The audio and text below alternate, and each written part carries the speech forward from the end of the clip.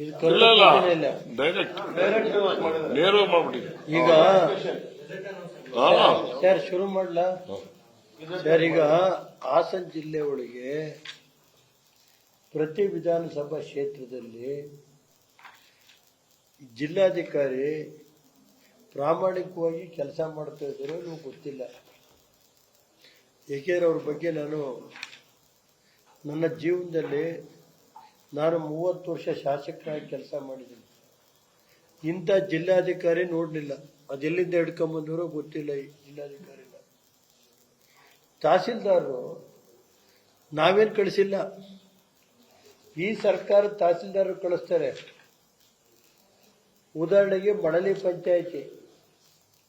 ಮಳಲಿ ಪಂಚಾಯತಿನಲ್ಲಿ ತಹಸೀಲ್ದಾರರು ಕಳಿಸಿ ಅಲ್ಲಿಂದ ರಿಸರ್ವೇಶನ್ ಎಲ್ಲ ನೋಡ್ಕೊಂಡು ಕಳಿಸಿದ ಮೇಲೆ 6 ಚೇಂಜಸ್ ಮಾಡ್ತಾರೆ. ತಹಸೀಲ್ದಾರ್ ಕಳಿಸಿರೋದು, ನಾನು ಕಳಿಸಿಲ್ಲ. ಅದು ಗೊತ್ತಾಯ್ತಾ? ಅಲ್ಲಿಂದ ಬರೋ ದೊಡ್ಡ ಕುಂಚದಲ್ಲಿ 9 ಚೇಂಜ್ ಮಾಡ್ತಾರೆ. ಕಲ್ಲೇನಹಳ್ಳಿಲಿ ಇದೇ ಇಲ್ಲ, ಎಸ್ಸೆನೇ ಇಲ್ಲ, ಇದಿಲ್ಲ, ಅಲ್ಲಿ ತಗೊಂಡೋಗಿ ಎಸ್ಸೆ ಹಾಕ್ತಾರೆ. ಆಮೇಲೆ ಅದಾಯ್ತಲ್ಲ 9 ಚೇಂಜು ದೊಡ್ಡ ಕುಂಚವು. ಹರಿಹರಪುರ 4 ಚೇಂಜು ತಹಸೀಲ್ದಾರ್ ಕಳಿಸಿರೋದು ಬಿಟ್ಟು. ಅದೇ ರೀತಿ ಹಳೆಕೋಟೆ 6 ಚೇಂಜು. ಅಂದ್ರಲ್ಲಿ 5 ಚೇಂಜು. ಮತ್ತೆ ವಡ್ರಪಾಳ್ಯ ಒಂದೊಂದು ಪಂಚಾಯತ್ ಹೇಳ್ತಾ ಇರೋದು ತಹಸೀಲ್ದಾರ್ ಕಳಿಸಿರೋದು ಬಿಟ್ಟು 4 ಚೇಂಜು. ಆಲ್ಟರ್ನೇಟ್ ಅವಕ್ಕೆ ಎಲ್ಲಿ ನಮಗೆ ಇದಿದೆ ವೋಟರ್ಸು ನಮ್ಮ ಪಾರ್ಟಿ ಜಾಸ್ತಿ ಇದೆ ಅದೆಲ್ಲ ಚೇಂಜ್ ಮಾಡಿ ಲೇಡಿ ಬಾಗಿವಾಳು 8 ಚೇಂಜು. ಆಮೇಲೆ ಇದು ಕೋಡಿಹಳ್ಳಿ 5 ಚೇಂಜು. ಮತ್ತೆ ಅದೇ ರೀತಿ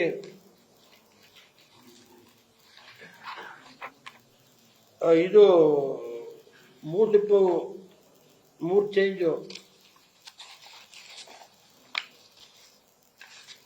ಆಮೇಲೆ ಮಲ್ಲಪ್ಪಳ್ಳಿ 6 ಚೇಂಜು. ಇದು ಐತಿನಲ್ಲಿ 7 ಚೇಂಜು. ಸಂಕ್ರಳ್ಳಿ 3 ಚೇಂಜು.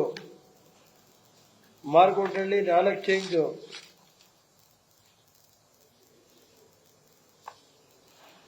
ನಮ್ಮ ಪೊಡಲಿಪ್ಪು ಸಾಮಾನ್ಯ ಮಹಿಳೆ ಅರಿಚಿತ್ಯ ನನ್ನೂರು ಬೇಕು ಅಂತೇಳಿ. ದೊಡ್ಡಗೇಣಿಗೆರೆ 3 ಎಸ್ಸಿಗಳು, ಎಸ್ಸಿ ಲೇಡಿ ST. ಪಟೇಲ್ ಶಿವರಾಮನೂರು ದೊಡ್ಡ ಬ್ಯಾಟ್ನಲ್ಲಿ 4 ಚೇಂಜು. ಬೂನಹಳ್ಳಿ 4 ಚೇಂಜು. ಆಮೇಲೆ Tatnahalli 9 change. Doddakanur 7 change. Shavanur 11 change. ಈಗ ಶವಣೂರಲ್ಲಿ ಆ ಪಂಚಾಯತಿಲಿ ಅಳಕಾರಗೌಡರು ಅಂತ ಇದ್ದಾರೆ. ಒಂದು small community Manjanna constituency. Arehalli, Shavanur, Argodnahalli, ಮತ್ತೆ ಇದು ಎಂತದಪ್ಪ ಜೋಡಿಗುಬ್ಬಿ ಪಕ್ಕ ಇದೈತಲ್ಲ ಸರ್, ಗೊರಗುಂಡಿ. ಆಮೇಲೆ ಇದು ಕಲ್ಲಳ್ಳಿ ಹತ್ರ ಊರು. ಇವು ಇಷ್ಟೂರುವೆ ಇವರು ನಮ್ಮ ಅಳಕಾರಗೌಡರದು. ಅವನ್ನೆಲ್ಲ ತಗೊಂಡೋಗಿ ಎಸ್ಸಿ ಮಾಡ್ಯಾರ. ಲಾಸ್ಟ್ ಟೈಮು ಇದೆ, ಈ ಟೈಮು ಲೇಡಿ ಎಸ್ಸಿ. ಅಲ್ಲಿ 11 ಚೇಂಜು. ಶಾವನೂರಲ್ಲಿ ಅದೇ ಅಳಕಾರ ಹೇಳಿದ್ರಲ್ಲ 11 ಚೇಂಜ್ ಮಾಡಿ. ನಾನು ಕಳಿಸಿರೋದಲ್ಲ, ತಹಸೀಲ್ದಾರ್ ಕಳಿಸಿರೋದು 11 ಚೇಂಜ್ ಮಾಡ್ಯಾವೆ ಅವರು. ಆಮೇಲೆ ದೊಡ್ಡಹಳ್ಳಿದಲ್ಲಿ 4 ಚೇಂಜು. ಮತ್ತೆ ನಗರಹಳ್ಳಿ 7 ಚೇಂಜು. ಆಮೇಲೆ ಆನೆಕನ್ನಂಬಾಡಿ 2 ಚೇಂಜು. ನಮ್ಮ ಇದು 7 ಚೇಂಜು ಹಳ್ಳಿ ಮೈಸೂರು. ಆಮೇಲೆ ಅಲ್ಲಿಂದ ಬಂದರೆ 9 ಚೇಂಜು ಕ್ಯಾತನಹಳ್ಳಿ. ಅಲ್ಲಿಂದ ಬಂದರೆ ಇದು ನಿಡುಳಿ 9 ಚೇಂಜು ತಹಸೀಲ್ದಾರ್ ರಿಪೋರ್ಟ್ ಇದ್ಗುವೆ. ಆಮೇಲೆ ಬಿದ್ರಕ್ಕ 7 ಚೇಂಜು. ಆಮೇಲೆ ರಾಮೇನಹಳ್ಳಿ 6 ಚೇಂಜು. ಇದು ಈ ಜಿಲ್ಲೆಯಲ್ಲಿ ಸತತವಾಗಿ ಹಿಂದಿಂದ ನಗರಸಭೆ ಬಂದರೆ ST ಮಾಡೋದು ಚೇಂಜ್.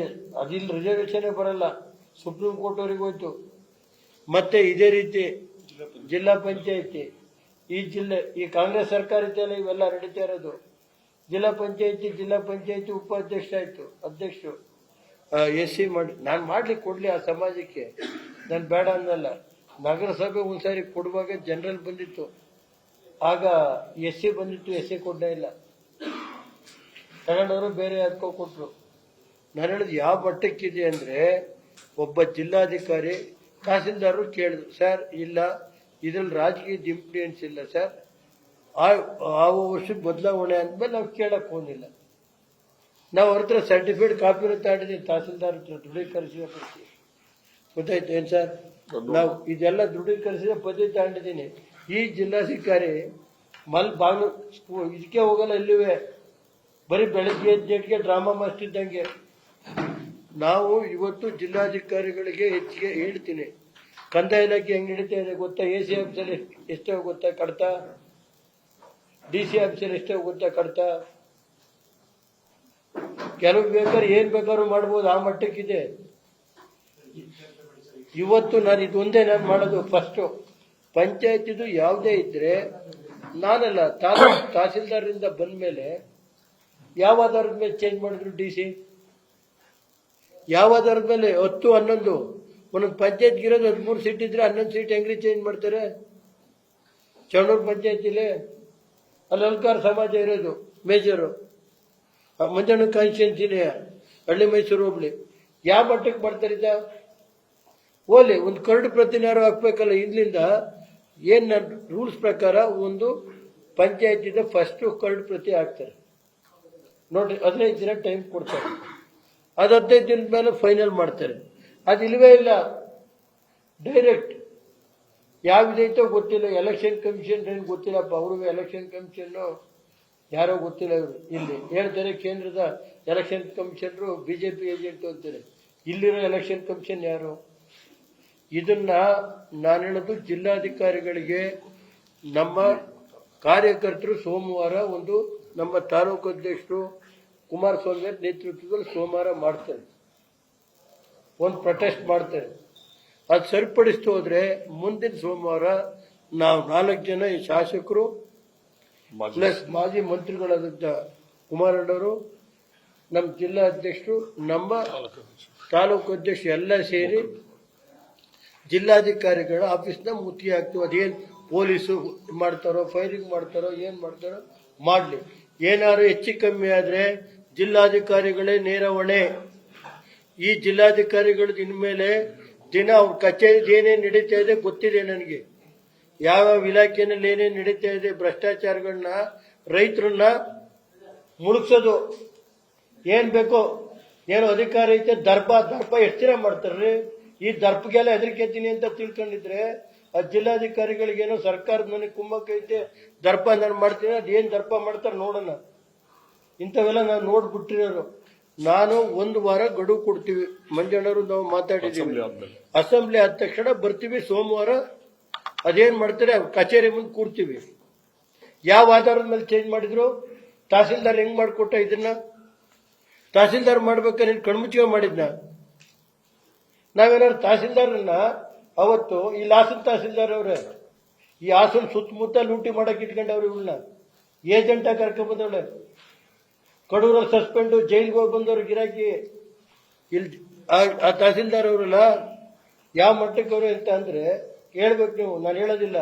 ಅವ್ರು ಹೇಳ್ತಾರೆ ನಾನು ಏನ್ ಮಾಡ್ಲಿ ಸರ್? ಜಿಲ್ಲಾಧಿಕಾರಿಗಳು ಇಲ್ಲಿ ಕಾಂಗ್ರೆಸ್ ಮುಖಂಡರು ಹೇಳ್ತಾರೆ ಸರ್, ಅವ್ರು ಹೇಳಿದ್ ಮಾಡ್ಬೇಕು ಅಂತಾರೆ ನೇರವಾಗಿ ಹೇಳ್ತಾರೆ. ಹಾಸನ ತಹಸೀಲ್ದಾರ್ ಚಂದ್ರಪಟ್ಟಣದಿಂದ ಕಳಿಸಿದ್ರೆ ಅವರು ಸರ್ ನಾವೇನ್ ಮಾಡ್ಲಿ? ಆಮೇಲೆ ನನ್ನ ತಾಯಿ ಹೆಂಗೆ ಇದು ನಮ್ ಕೇಳಿದೆ, ಸೀನಿಯರ್ ಇದ್ರ ಮೇಲೆ ಮಾಡ್ತೀವಿ ಅಂದ್ರೆ ಇದು ಹೆಂಗ್ರಿ ಹಿಂಗ್ ಮಾಡಿದ್ರಿ? ನಮಗೆ ಗೊತ್ತಿಲ್ಲ ಸರ್. ಇಲ್ಲಿ ಕಳಿಸಿರೋದು ಇದು ತಹಸೀಲ್ದಾರ್ ಕಳಿಸಿರೋದು, ನಾನಲ್ಲ. ಈ ಪ್ರತಿ ತಹಸೀಲ್ದಾರ್ ಕಳಿಸಿದ ಮೇಲೆ ಯಾವ ಆಧಾರದ ಮೇಲೆ ತಹಸೀಲ್ದಾರ್ ಕಳಿಸಿದ್ರು? ಚುನಾವಣಾ ಆಯೋಗ ಕೇಳ್ತೀವಿ, ಇದಾದ ತಕ್ಷಣ ಚುನಾವಣಾ ಆಯೋಗಕ್ಕೆ ಮುಂದೆ ಹೋಗ್ತೀವಿ. ಚುನಾವಣಾ ಆಯೋಗ ಈ ರಾಜ್ಯದಲ್ಲಿ ಸತ್ತಿದೆಯೋ ಬದುಕಿದೆಯೋ ಕೇಳ್ತೀವಿ ನಾವು ಹೋಗಿ. ಅದಾದ್ಮೇಲೆ ನಾವು ಇವೆಲ್ಲ ಮುಗಿದ ಮೇಲೆ ನ್ಯಾಯಾಂಗಕ್ಕೆ ಹೋಗುವಂತ ಪರಿಸ್ಥಿತಿ ಬಂದ್ರೆ ನ್ಯಾಯಾಲಯಕ್ಕೆ ಹೋಗುವಂತ ಪರಿಸ್ಥಿತಿ ಮಾಡ್ತೀವಿ. ಇದು ಇನ್ನು ಮುಂದೆ ಇವರೇನೋ ತಿಳ್ಕೊಂಡಿರ್ಬೋದು ನಮ್ಮನ್ನ ಎದುರಿಸ್ತೀವಿ ಅಂತ, ಅದಕ್ಕೆಲ್ಲ ಹೆದರಿಕೊಂಡು ಓಡೋಗ್ತೀವಿ ಅಂತ ನಾವು ಇಂಥವು ಎಷ್ಟೋ ನೋಡಿದ್ದೀವಿ ಜೀವನದಲ್ಲಿ. ಗೊತ್ತಾಯ್ತಾ? ನಾನು ಜಿಲ್ಲಾಧಿಕಾರಿಗಳಿಗೆ ದಯಮಾಡಿ ನೀವು ಒಂದು ಏಜೆಂಟ್ ಆಗಿ ಕೆಲಸ ಮಾಡಕ್ ಹೋಗ್ಬೇಡಿ. ಯಾವುದೇ ಇದ್ರೆ ನನಗೆ ಗೊತ್ತಿದೆ ಯಾವ ತರ ನಡೀತಾ ಇದೆ ಈ ಜಿಲ್ಲೆನಲ್ಲಿ. ಬಿಡಿ ಬಿಡಿಯಾಗಿ ಎ ಸಿ ಆಫೀಸು 11 ತಿಂಗಳಾದ್ರೂ ಒಡೆಯಸಿಪುರ ಪುರಸಭೆದ 11 ತಿಂಗಳಾದ್ರೂ ಮೀಟಿಂಗ್ ಮಾಡಲ್ಲ. 11 ತಿಂಗಳು. ನಾನು ಮೊನ್ನೆ ಸೋಮವಾರ ಇಟ್ಟಿದ್ರು, ನಾನು ಬರಲ್ಲ ಅಂದೆ, ಮಾಡ್ಕೊ ಹೋಗಿ ಅಂದೆ ಅಡ್ಮಿನಿಸ್ಟ್ರೇಟರ್. ಏನ್ ಬೇಕೋ ನೀವು ಮಾಡ್ಕೊಳ್ಳಿ, ನಾವು ಬರಲ್ಲ ಅಂದೆ. ಈ ಮಟ್ಟಕ್ಕಿದೆ ಅಂದ್ರೆ ಏನ್ರಿ ಜನರಿಗೆ? ಜಿಲ್ಲಾ ಈಗ ಇವತ್ತು ಜಿಲ್ಲೆಯಲ್ಲಿ ಬರ ಯಾರು ಕೇಳೋರವ್ರೆ? ಅಟ್ಲೀಸ್ಟ್ ಹಿಂದಿನ ಸರ್ಕಾರದಲ್ಲಿ ಬಿಜೆಪಿ ಸರ್ಕಾರದಲ್ಲಿ ನಾನೇ 2,000 ಮನೆ ಕೊಡಿಸಿದ್ದೀನಿ, ಮನೆ ಬಿದ್ದೋದವರು. ಇವತ್ತು ರೈತರಿಗೆ ಎಷ್ಟು ಪರಿಹಾರ ಕೊಟ್ಟರು? ಇವತ್ತು ಈ ಸರ್ಕಾರ ಬಂದ ಮೇಲೆ 3 ವರ್ಷ 157 ಕೋಟಿ ಹಿಂದಿನ ಇನ್ಶೂರೆನ್ಸ್ ಬಂದಿಲ್ಲ. 159 ಕೋಟಿ ಲಾಸ್ಟ್ ಇಯರ್ದು. ಈ ವರ್ಷದ 175 ಕೋಟಿ ಇನ್ಶೂರೆನ್ಸ್ ದುಡ್ಡು ಕಟ್ಟೇವ್ರೆ. ಈ ವರ್ಷ ದುಡ್ಡಿಲ್ಲ. ಬರೀ ತಿರುಗಿಕೊಳ್ಳೋದು, ಸೈಕಲ್ ಓಡಿಸೋದು, ಏನೋ ಯಾವ ಇಡ್ಸುತ್ತಿರ್ ಬರ್ತದ. ನಾನು ಹೇಳೋ ಜಿಲ್ಲಾಧಿಕಾರಿಗಳು ಹೋಗಿ ಕೂತ್ಕೊಳ್ಳಿ, ಬನ್ನಿ ನಾವು ಹೇಳ್ತೀನಿ, ತೋರಿಸ್ತೀನಿ ನಿಮ್ಗೆ. ಯಾರು ರೈತರು ಕೇಳೋ ಇದೈತಾ? ಪಾಪ ಹೇಳ್ತಾರೆ ಸರ್ಕಾರ ರೈತರ ಹತ್ರ ಹೋಗ್ಬೇಕು, 10 ರೂಪಾಯಿ ಲಂಚ ಮುಟ್ಟಿದ್ರೆ ಊತ ಹಾಕ್ತೀನಿ ಅಂತಾರೆ ಮುಖ್ಯಮಂತ್ರಿಗಳು. AC ಕಚೇರಿ ಎಷ್ಟು, DC ಕಚೇರಿ ಏನು?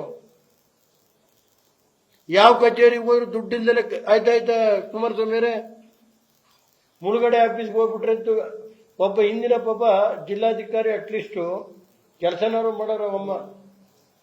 ನಾನು ಇದು ಕೇಳೋದಲ್ಲ, ಅಟ್ಲೀಸ್ಟ್ ಬಡವ್ರ ಬಗ್ಗೆ ಬಂದ್ರೆ ನಿಂತ್ಕೊಂಡು ಕೆಲಸ ಕಾನ್ವೃತ್ತಿ ಮಾಡೋರು.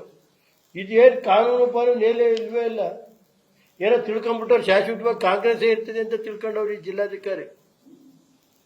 ನಾವು ಹೇಳೋದು ಮಂಜಣ್ಣ, ನಾನು, ಸ್ವರೂಪ್ ಇದ್ದಾರೆ, ಬಾಲಣ್ಣ ಇದ್ದಾರೆ, ಕುಮಾರಸ್ವಾಮಿ ಮಾಜಿ ಮಂತ್ರಿಗಳಿದ್ದಾರೆ, ಮತ್ತೆ ಲಿಂಗೇಶ್ ಅಣ್ಣು ಬರ್ತಾರೆ, ಅರಸೀಕೆರೆನೂ ಬರ್ತಾರೆ. ನಾವೆಲ್ಲ ಒಟ್ಟಿಗೆ ಕೂತು ಸೋಮವಾರ ದಿವಸ ಅವ್ರ ನೇತೃತ್ವದಲ್ಲಿ, ಕುಮಾರಸ್ವಾಮಿ ನಮ್ಮ ಮಾಜಿ ಮಂತ್ರಿಗಳು ನೇತೃತ್ವದಲ್ಲಿ, ಲಿಂಗೇಶ್ವರ ನೇತೃತ್ವದಲ್ಲಿ ಒಂದು ಸಾಂಕೇತಿಕವಾಗಿ ಮಾಡಕ್ಕೆ ಹೇಳಿದ್ವಿ. ಇದು ಸರಿಪಡಿಸ್ತಿಲ್ಲ ಕರಡು ಪ್ರತಿ ಅನ್ನೋದಾದ್ರೆ ಮುಂದೆ ಸೋಮವಾರ ಕೂತ್ಕೋತೀವಿ ಆಫೀಸ್ ಕಚೇರಿ. ಅಲ್ಲೇನಾದ್ರು ಅನಾಹುತ ಆದ್ರೆ ಜಿಲ್ಲಾಧಿಕಾರಿಗಳೇ ನೇರ ಹೊಣೆ. ನಾನೇನಾದ್ರು ಪೊಲೀಸ್ ಹಿಡ್ಕೊಂಡು ನಮ್ಮ ದಬ್ಬಾಳಿಕೆ ಮಾಡ್ತೀವಿ ಅಂದ್ರೆ, ನಾಳೆ ಏನಾದ್ರು ಹೆಚ್ಚು ಕಮ್ಮಿ ದಬ್ಬಾಳಿಕೆ ಮಾಡಕ್ ಹೋದ್ರೆ ಅದು ಜಿಲ್ಲಾಧಿಕಾರಿಗಳೇ ನೇರವಾಗಿ ಹೊಣೆ ಆಗ್ತಾರೆ. ಇದನ್ನೇನಿದೆ, ಯಾವ ಕಾರಣದಿಂದ ಒಬ್ಬ ತಾಲೂಕ್ ದಂಡಾಧಿಕಾರಿಗಳು ಕಳಿಸಿದ್ನ ಯಾವ ಆಧಾರದ ಮೇಲೆ ಬದಲಾವಣೆ ಮಾಡಿದ್ರಿ? ಯಾವ ಆಧಾರದ ಮೇಲೆ ತಾಲೂಕ್ ದಂಡಾಧಿಕಾರಿ ಕಳಿಸಿದ್ರು? ಒಂದು ಪಂಚಾಯತಿಗೆ 13 ಸೀಟ್ ಇದ್ರೆ 11 ಚೇಂಜ್ ಮಾಡೋದ? ಯಾವ ಬೇಸಿಕಲ್ಲಿ ಕೊಟ್ಟವ್ರೆ? ಎಲೆಕ್ಷನ್ ಕಮಿಷನ್ ಗೈಡ್ಲೈನ್ಸ್ ಇದೆ, ಇದೆಲ್ಲ ಕೇಳ್ತೀವಿ. ಇದು ಮೊದಲನೇ ಹಂತ. ಎರಡನೇ ಹಂತ ಇವತ್ತು ಇದು ನಾನು ಹೇಳೋದು, ಇವತ್ತು ನೇರವಾಗಿ ಒಂದನ್ನ ನಾವು ಹೇಳ್ತಾ ಇದ್ವಿ. ಬಾಕಿದ ಬರಗಾಲದ ನಾವು ಬೆಂಗಳೂರಲ್ಲಿ ನಮ್ಮ ಪಾರ್ಟಿಯಿಂದ ಕೊಟ್ಟಿದ್ದು, ನಾವು NDA ಇದಿರೋದ್ರಿಂದ ಇದು ಇವತ್ತು ರಾಜ್ಯದಲ್ಲಿ ಒಂದು ನಡೀತಾ ಇರೋದ್ರಿಂದ ನಾವು ಅದಕ್ಕೆ ಅವ್ರ ಜೊತೆ ಸೇರಿ ಅವರೆಲ್ಲ ಒಟ್ಟಿಗೆ ಮಾಡೋಣ ಅಂದ್ರು. ಅದಕ್ಕೋಸ್ಕರ ನಾವು ಬರಗಾಲದನ್ನ ಮುಂದಾಕಿದ್ದೀವಿ. ಮತ್ತೆ ಕೆಲವು ವಿಷಯಗಳನ್ನ ಸೋಮವಾರ ಏನು ನಮ್ಮ ವಿರೋಧ ಪಕ್ಷದ ನಾಯಕರಾದಂಥ ಅಶೋಕ್ ಅಣ್ಣವರು ಇರ್ಬೋದು, ನಮ್ಮ ಪಕ್ಷದ ನಾಯಕರಾದಂಥ ಸುರೇಶ್ ಅಣ್ಣವರು, ವಿಜಯೇಂದ್ರ ಅವರು, ರಾಜ್ಯದ ಅಧ್ಯಕ್ಷರವರೆಲ್ಲ ಏನು ಸೂಚನೆ ಕೊಡ್ತಾರೆ ಅದರಂತೆ ನಾವು ಸೋಮವಾರದಿಂದ ಆಕ್ಟ್ ಮಾಡ್ತೀವಿ. ಮುಂದಿನ ಗುರುವಾರವೂ ಶುಕ್ರವಾರ ಇರುತ್ತೆ ಅಸೆಂಬ್ಲಿ ನೋಡ್ಕೊಂಡು ಅಷ್ಟರೊಳಗೆ ಸರಿಪಡಿಸ್ತೋದ್ರೆ ಮುಂದಿನ ಸೋಮವಾರ ಜಿಲ್ಲಾಧಿಕಾರಿಗಳ ಕಚೇರಿ ಮುಂದೆ ಯಾವ ರೀತಿ ಮಾಡಬೇಕು ಅನ್ನೋದು ನಮ್ಮ ಸೇರಿ ಮಾತಾಡ್ಕೊಂಡು ಮಾಡ್ತೀವಿ. ಜಿಲ್ಲಾಧಿಕಾರಿಗಳು ಇದು ಹೇಳ್ತೀವಿ, ಏನೇನು ನಡೆಸ್ತಾರೆ ಜಿಲ್ಲಾಧಿಕಾರಿ ಜಿಲ್ಲೆ ಒಳಗೆ. ಏನೋ ನಾನತ್ವ ಅಂತ ತಿಳ್ಕೊಂಡು ಎಷ್ಟು ನೋಡಿದ್ದೀನಿ ರೀ ನಾನು ಜಿಲ್ಲಾಧಿಕಾರಿಯ ನನ್ನ 30 ವರ್ಷ ಸರ್ವಿಸ್ನಲ್ಲಿ. ಈ ಕೆಳಮಟ್ಟಕ್ಕೆ ಹೋಗಬಾರ್ದು. ಏನು ಶಾಶ್ವತವಾಗಿ ಕಾಂಗ್ರೆಸ್ ಇರುತ್ತೆ ಅಂತ ತಿಳ್ಕೊಂಡಿರ್ಬೇಕು ಮೇಡಮ್ ಅವರು. ಇರ್ಲಿ, ಇದು ಟ್ರಯಲ್. ಆಮೇಲೆ ಜಿಲ್ಲಾಧಿಕಾರಿ ಕಚೇರಿ, AC ಆಫೀಸ್ ಕಚೇರಿ, ಕಂದಾಯ ಇಲಾಖೆಯಲ್ಲಿ 1 by 1 ಏನೇನು ನಡೀತಾ ಇದೆ ಅದನ್ನ ಒಂದು ವಾರ, ಇದು ಮುಂದಿನ ವಾರ ಕೆಲವು ಹಂತ 40 ವರ್ಷ ಆದ್ರೂ ಒಂದು ಖಾತೆ ಆಗಿಲ್ಲ, ಕರ್ಕೊಂಬರ್ತಾರೆ ಮುಖ್ಯಮಂತ್ರಿಗಳನ್ನ. ಕರ್ಕೊಂಬಂದ್ ಮೆರವಣಿಗೆ, ಅದು ಅಂಗನವಾಡಿ ಮೇಡಮ್ ಇವರು ಇವ್ರನ್ನೆಲ್ಲ ಕರ್ಕೊಂಬರೋದು. ಯಾವ 40 ವರ್ಷ ಐತೆ ಇನ್ನೂ ಖಾತೆ ಕೊಡೋಕ್ಕಾಗಿಲ್ಲ, 1 to 5 ಕೊಡೋಕ್ಕಾಗಿಲ್ಲ, 40 ವರ್ಷ. ಆಮೇಲೆ ಸುಮಾರು 25,000 ಒಂದೊಂದು ತಾಲೂಕಲ್ಲಿ 15,000, 20,000, 30 ವರ್ಷ, 40 ವರ್ಷದಿಂದ ಉಳ್ತಾವೆ. ಫಾರೆಸ್ಟ್ನರ್ ಬಂದು ಒಕ್ಕೂಪಿಸ್ತೀವಿ ಅಂತಾರೆ.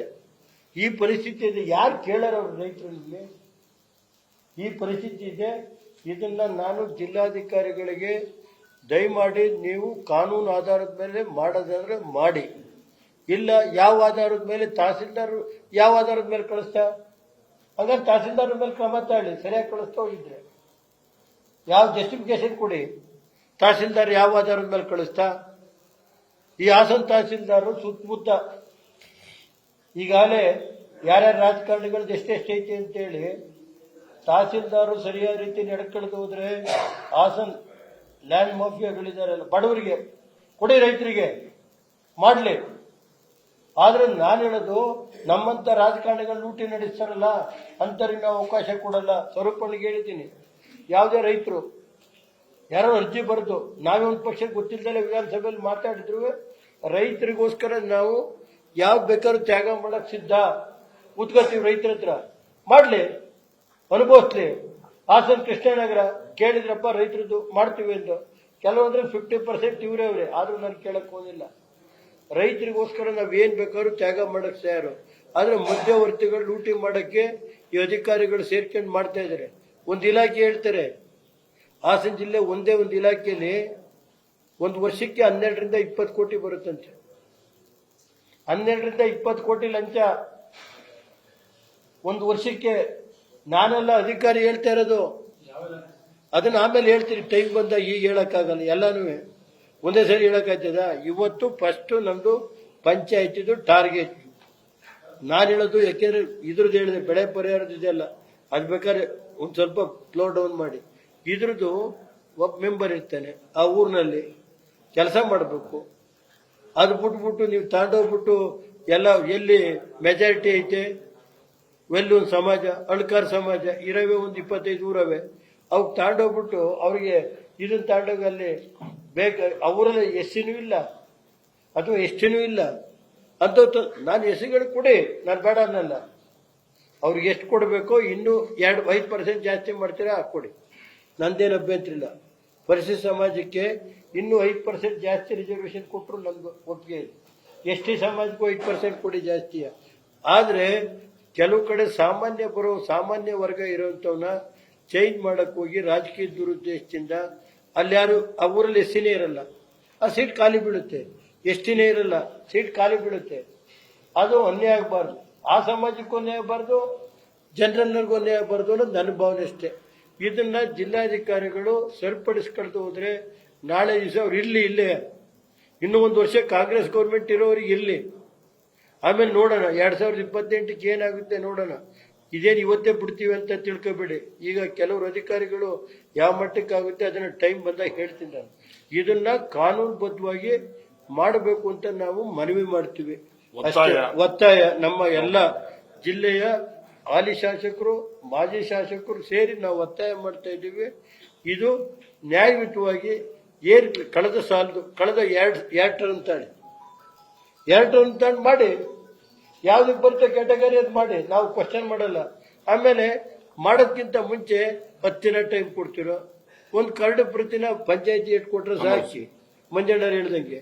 ಅದ್ರಲ್ಲಿ ಯಾವ್ದಾದ್ರು ಅಬ್ಜೆಕ್ಷನ್ ಬಂದ್ರೆ ಚೇಂಜ್ ಮಾಡ್ಕೊಳ್ಳಿ, ಏನ್ ಸರ್ ಅಂತ. ನನ್ ಆ ತರ ಮಾಡೋದ್ ಬಿಟ್ಟು ಇರೋದೇ ಆ ತರ, ರೂಲ್ಸ್ ಇರೋದೇ ಆ ತರ. ಏನಿಲ್ಲ, ಆಫೀಸಲ್ಲಿ ಕೂತ್ಕೊಂಡ್ರು. ಆಮೇಲೆ 15 ದಿನದಿಂದ RTI ಕಾಪಿ ಕೇಳ್ತಾ ಇದ್ದೀವಿ. 15 ದಿನ ಆಯ್ತು. DC ಆಫೀಸಲ್ಲಿ DC ಯಾರಿಗೂ ಹೇಳ್ಬೇಡ ಮುಚ್ಚಿಡುವಂತಾರಂತೆ RTI ಕಾಪಿ. ನೆನ್ನೆ ನಾನೇ ಹೋದೆ DC ಆಫೀಸ್ಗೆ, ಸೋಮವಾರ ಬೆಳಿಗ್ಗೆ ಕೊಡ್ತೀನಿ ಅಂತಾರೆ. ಸೋಮವಾರ ಬೆಳಿಗ್ಗೆ ಕೊಡದು ಹೋದ್ರೆ ಅದನ್ನೆಲ್ಲ ಸರ್ಟಿಫೈಡ್ ಕಾಪಿ ಸೋಮವಾರ ಕೊಡ್ತೀನಿ ಅಂತ ಗುಮಾಸ್ತ ಹೇಳಿವ್ರೆ. ಫೋನ್ ಮಾಡಿದ್ರೆ 2 ನಂಬರ್ ಇಟ್ಕೊಂಡವ್ರೆ ಮೇಡಮ್.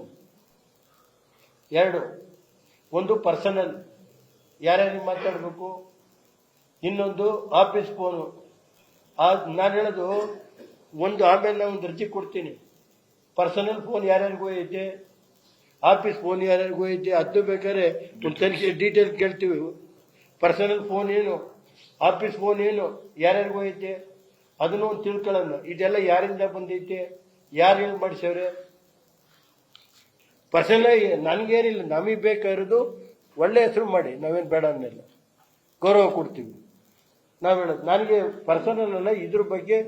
ಆಮೇಲೆ ಬಾಕಿ ವಿಷಯ ನಮ್ಮ ಇನ್ಸೂರೆನ್ಸ್ ಇರ್ಬೋದು, ರೈತರ ಪರಿಹಾರ, ಅದೆಲ್ಲ ಸಪ್ರೇಟ್ ಆಗಿ ನಾವು ಕೂತು ಒಂದು ಮೀಟಿಂಗ್ ಮಾಡ್ತೀವಿ. ಕುಮಾರಸ್ವಾಮಿ ಈಗಾಗಲೇ ನೀರು ಬಿಡೋದಕ್ಕಾಗಲೇ ಒತ್ತಾಯ ಮಾಡಿದ್ರೆ, ನೀರು ಸರಿಯಾದ ರೀತಿ ಬಿಡದವ್ರೆ ಕುಮಾರಸ್ವಾಮಿ ನಮ್ಮ ಮಾಜಿ ಮಂತ್ರಿಗಳು ಹೇಳವ್ರೆ. ಇಲ್ಲ ಅಂದ್ರೆ ಅವ್ರಿಗೆ ಬೆಳೆ ಪರಿಹಾರ ಕೊಡಿ ಆ ಜನಕ್ಕೆ. ಅದು ಆಮೇಲೆ ಮಾಡೋಣ, ಫಸ್ಟ್ ಇದೊಂದು, ಆಮೇಲೆ ಇನ್ನೊಂದು ವಾರ ಆದ್ಮೇಲೆ ಅದು ಮಾಡೋಣ. Okay, thank you sir. ತಡವಾಗಿ ಬಂದಿದ್ದು ಕ್ಷಮೆ ಕೇಳ್ತೀನಿ.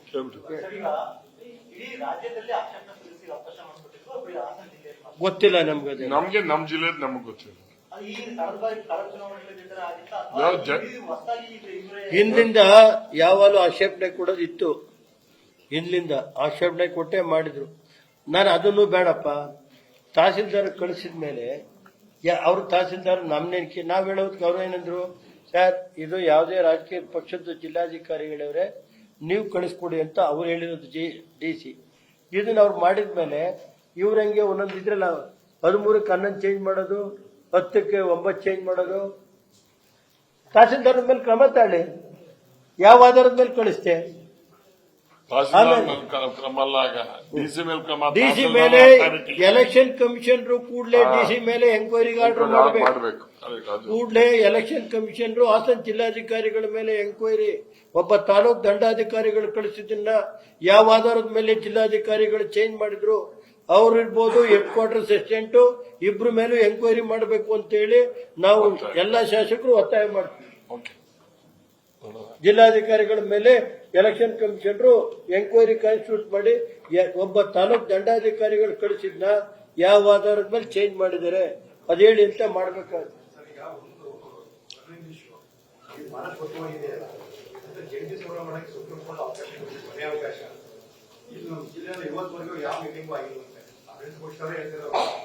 ಸರ್ ಈಗ ಜಿಲ್ಲಾಧಿಕಾರಿಗಳಿಗೆ ಅದೇನು ಬೇಕಿಲ್ಲ, ಆ ಒಮ್ಮನ್ನ ಹೇಳಕ್ ಹೋದ್ರೆ ಬೇಜಾರಾಗುತ್ತೆ ನನಗೆ.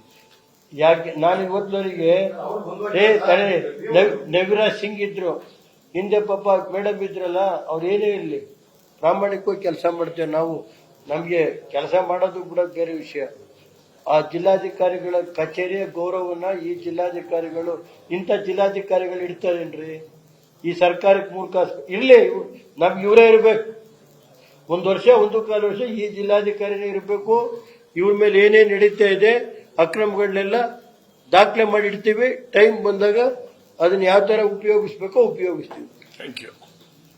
ನಾವು ಇನ್ನು ಸುಮ್ಮನೆ ಕೂತ್ಕೋತೀವಿ ಅಂತ ತಿಳ್ಕೊಬೇಡಿ. ನನಗೇನು ಅದಕ್ಕೆಲ್ಲ ಎದುರೋದಿಲ್ಲ. ನಡೀಲಿ.